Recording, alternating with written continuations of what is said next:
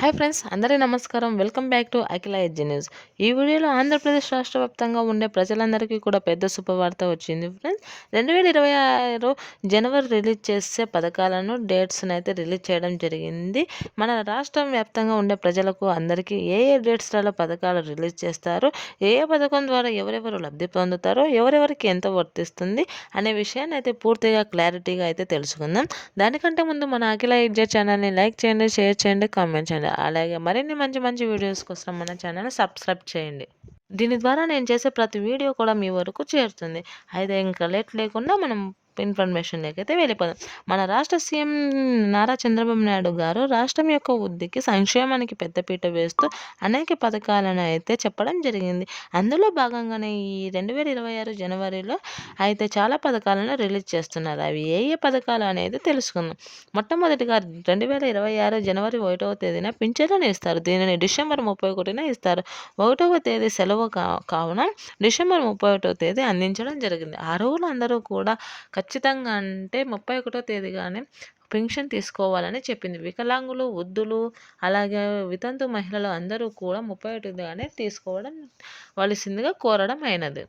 ఒకవేళ ఏదైనా సాంకేతిక ప్రాబ్లాల వల్ల, నెట్వర్క్ ఇష్యూస్ వలన 31వ తేదీన ఎవరికైనా మిస్ అయితే ఖచ్చితంగా అంటే జనవరి 1వ తేదీన అయితే పింఛన్ ఇవ్వరు. ఖచ్చితంగా జనవరి 2వ తేదీగానే పింఛన్ అందుకోవాల్సి ఉంటుంది. కావున ప్రతి ఒక్కరూ కూడా 31వ తేదీగానే తీసుకోవాల్సిందిగా కోరకడమైనది.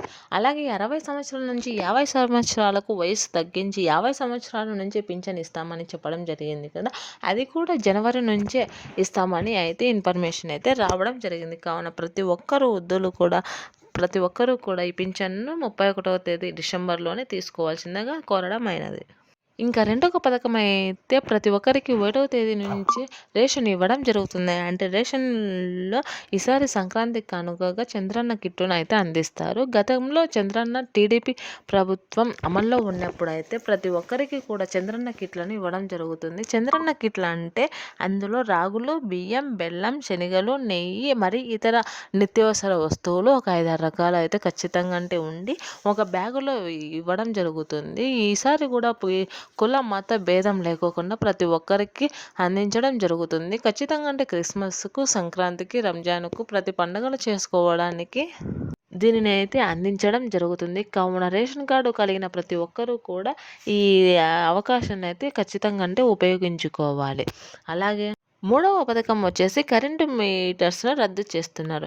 ఎవరు అయితే ఉచితంగా కరెంటు ఉందో అంటే ఎస్సీ, ఎస్టీ వారు అందరూ సోలార్కి అప్లై చేసి గవర్నమెంట్ నుంచి ఫ్రీ సోలార్ అనేది తీసుకోవాలి. మీ యొక్క కరెంటు పని చేసే వ్యక్తులను అడిగి ఫ్రీ సోలార్కి అయితే అప్లై చేసుకోండి. సోలార్ పెట్టుకున్న వారికి గవర్నమెంట్ లోన్స్ అయితే ఇస్తుంది. సుమారు 75,000 నుండి 90,000 వరకు ఇవ్వడం జరుగుతుంది. మన ఏపీ గవర్నమెంట్ అయితే మన సోలార్కు అప్లై చేసుకుంటే ఫ్రీగానే అయితే మనకు సోలార్ను ఏర్పాటు చేస్తుంది. దీనికి అప్లికేషన్కు జనవరిలోనే మొదలవుతాయని చెప్పడం జరిగింది.